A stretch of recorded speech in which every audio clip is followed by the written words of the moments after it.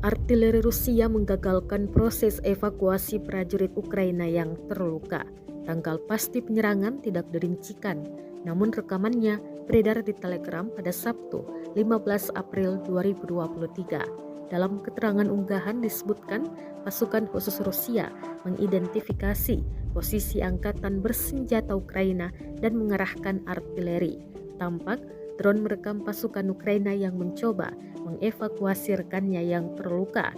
Selama proses ini, serangan artileri meningkat pesat. Akibatnya, beberapa prajurit memilih mundur meninggalkan rekannya. Sisanya berakhir dengan luka serius akibat serangan Rusia. Rekamannya kini menuai berbagai komentar dari warganet.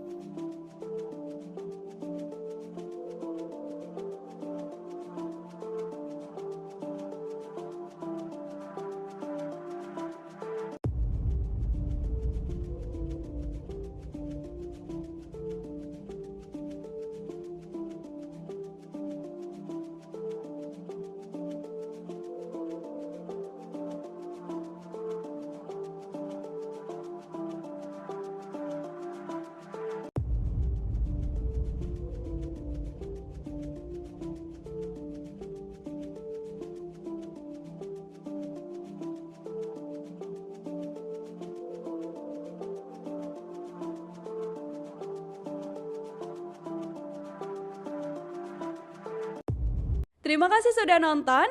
Jangan lupa like, subscribe, dan share ya.